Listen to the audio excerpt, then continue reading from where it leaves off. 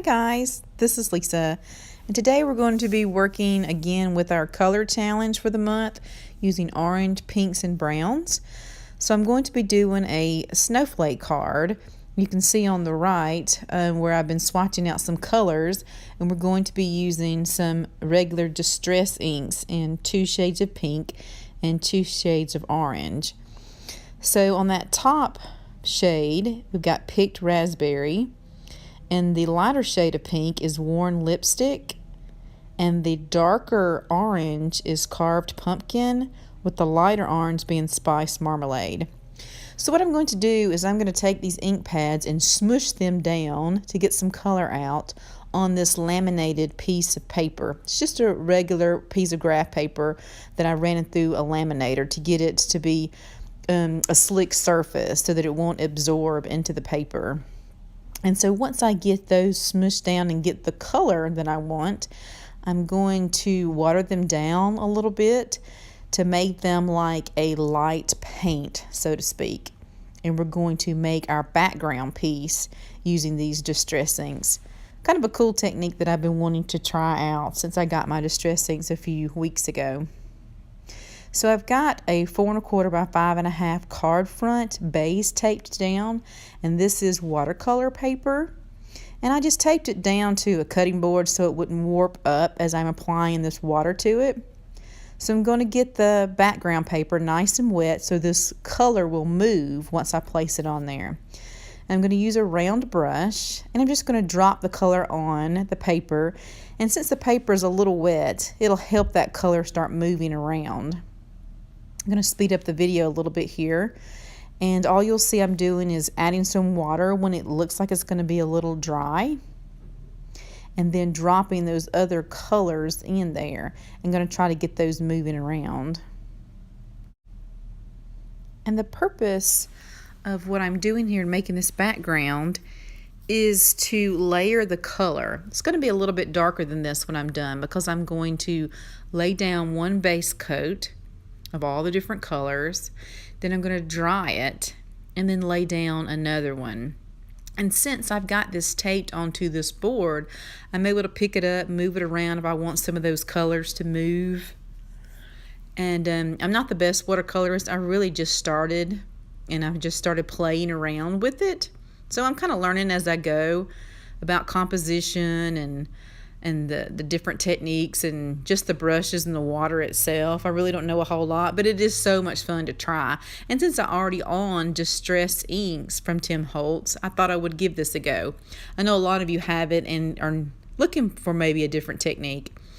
So as you can see, I'm dabbing off some of the water that pools at the bottom or on the sides and drying that off, and decided that I wanted it to be a little darker, so in some spots I'll go back and add a little color here and there, but it already looks kind of cool. Now when you use the heat tool to dry it, it's going to stop that color from melding together or moving anymore, and it's going to kind of stay in place from there. So if you like the look you have and you want it to stop moving and you want it to dry really quick, then that's a good trick to use there. So I probably could have left this alone at some point, but it was fun playing and kind of fun seeing what I could do. The more color that you add on top of another one, you kind of get some of those harsh lines around the edges. Maybe there's nothing wrong with that if you're going for that look, but that is something to look for if you're looking for more soft edge or more of those more harsh lines. So I'm just going to go around the edges with the lighter color, trying to get that to blend a little more. I wanted it to look like the lighter pink was going into the darker pink, that worn lipstick into the picked raspberry, and then that spiced marmalade into the carved pumpkin. Kind of wanted to look like it was blending in together as best that I could. Just going to heat it one more time with the heat gun and going to finish this up for the background. It turned out pretty cute. Very different colors for a snowflake background for sure. So it looks like it's going to be dry, and I think I'm going to clean up now just using a baby wipe to take it off that laminate sheet. It's a good way to reuse something that's very inexpensive. So now, before we start decorating the rest of this, I want to go ahead and put my sentiment on here, and I'm going to be using another one of May stamps. that she has. I believe this is Baubles and Bling. So there's a really cute title at the bottom that I'm going to stamp out in brown, since this color challenge is in oranges, pinks, and browns. This Misty really is helpful for this technique because I want it in a certain spot to fit right on the bottom of that distress inks, and so I can go over it again if I need to.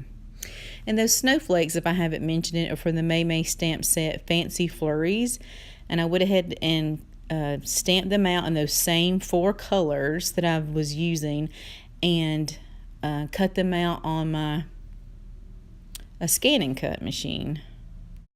So now we're going to assemble our pieces together. But I decided at this point that I really wanted to stamp down some snowflakes on the background that will kind of peek out beneath the ones on the white cardstock that we're going to pop up. And that'll make more sense in just a minute. So I just took some sticky notes and tore them in half just to make me a rudimentary mask, just to keep me from stamping over the other colors.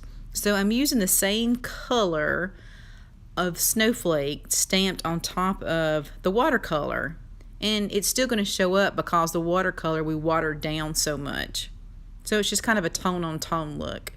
And I'm going to do the same thing on all 4 of those colors, just stamping some different snowflakes from that Fancy Flurry set.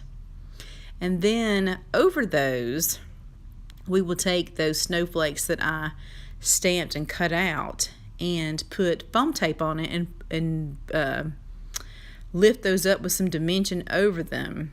And I really like how it turned out. So here we are finishing up the stamping pieces to this. Some of these I did the really large ones, and some I went with medium. And then I decided on some to do just the really small ones, but do multiples. And I know not all of them are going to show up, so maybe they'll just peek out beneath. It's kind of a fun thing to do. I love to play with the supplies that we have, right? We might as well. Okay, so we're finishing up the stamping piece of this.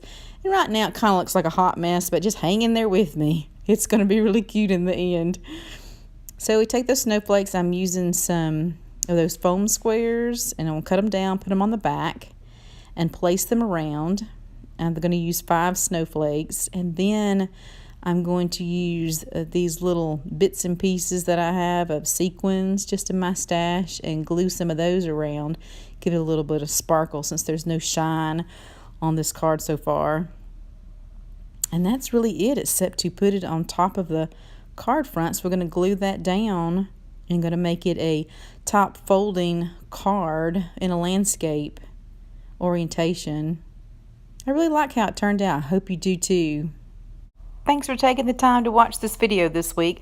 I'll be back next week with another color challenge video. Be sure and subscribe.